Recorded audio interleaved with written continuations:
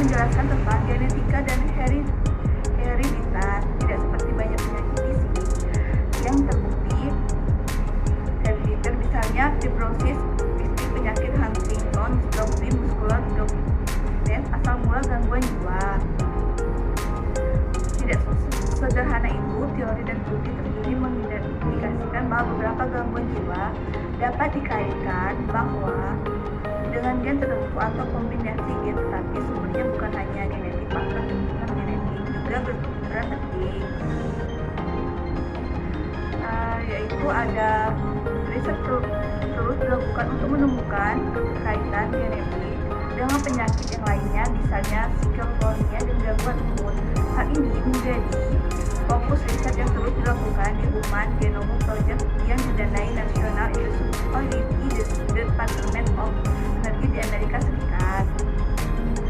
Yaitu ada proyek riset internasional ini yang dimulai pada tahun 1988, merupakan proyek riset terbesar dalam bidangnya. Yaitu ada 3 tipe studi yang biasanya dilakukan untuk menyelidiki dasar genetik gangguan jiwa. Yang pertama, studi gembar yang digunakan untuk membandingkan angka kejadian gangguan jiwa tertentu atau sifat gembar monozigot atau gembar genetik yang memiliki struktur genetik yang sama dengan gembar dizigot atau gembar fraternal yang memiliki struktur genetik yang berbeda. Gembar fraternal memiliki kesamaan genetik seperti saudara kandung bukan gembar. 2. Studi abduksi digunakan untuk menentukan sifat di antara anggota keluarga biologis versus anggota keluarga abduksi. Yang ketiga adalah studi keluarga digunakan untuk membandingkan apakah suatu sifat lebih umum ditemukan di antara kerabat tingkat pertama, orang tua, saudara kandung, atau anak-anak daripada di antara kerabat jauh atau populasi umum. Walaupun beberapa keterkaitan genetik ditemukan pada gangguan jiwa tertentu, studi yang dilakukan tidak menunjukkan bahwa gangguan tersebut hanya terkait secara genetik, yaitu ada stres dan sistem imun atau psikoimunologi. Para penelitian melakukan banyak cara untuk menemukan penyebab gangguan jiwa yang mungkin. Psikoimunologi suatu bidang studi yang relatif baru, mempelajari efek stresor psikososial pada sistem imun tubuh. Sistem imun yang terganggu dapat menyebabkan terjadinya berbagai penyakit, khususnya pada populasi yang secara genetik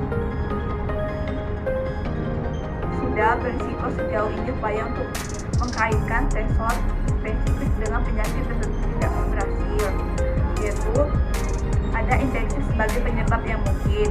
Beberapa penelitian berfokus pada infeksi sebagai penyebab gangguan jiwa.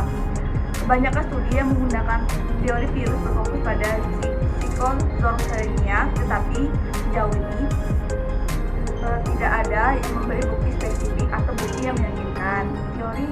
Teori yang sedang dikembangkan ini meliputi keberadaan virus yang memiliki afinitas terhadap jaringan,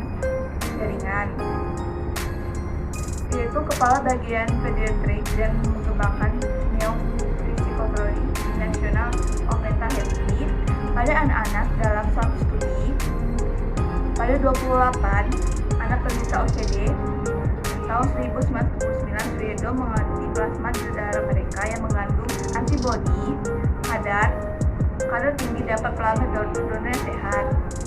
Yaitu ada peran perawat dalam riset dan pendidikan.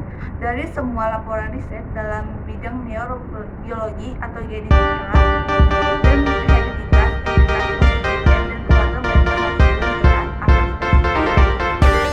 Laporan yang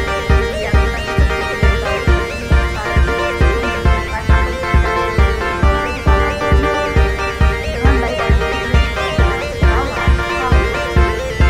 membantu klien keluarga mendapatkan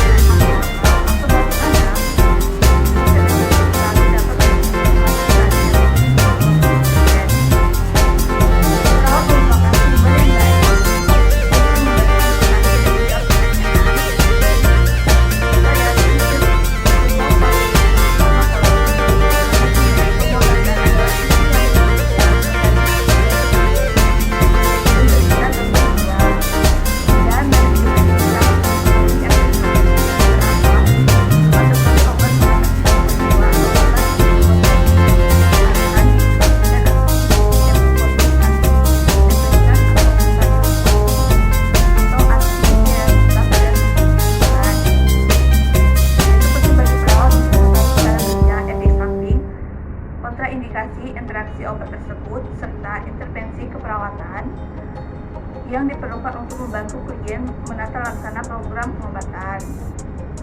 Beberapa istilah digunakan untuk menjelaskan obat. Terapi obat penting diketahui tidak efektifan mengacu pada efek terapeutik maksimal yang dapat dicapai oleh obat. Potensi menjelaskan jumlah obat yang dibutuhkan untuk mencapai efek maksimal tersebut. Obat yang berpotensi rendah perlu diberikan dalam dosis tinggi untuk mencapai tidak efektif. Sedangkan obat yang berpotensi tinggi mencapai keefektifan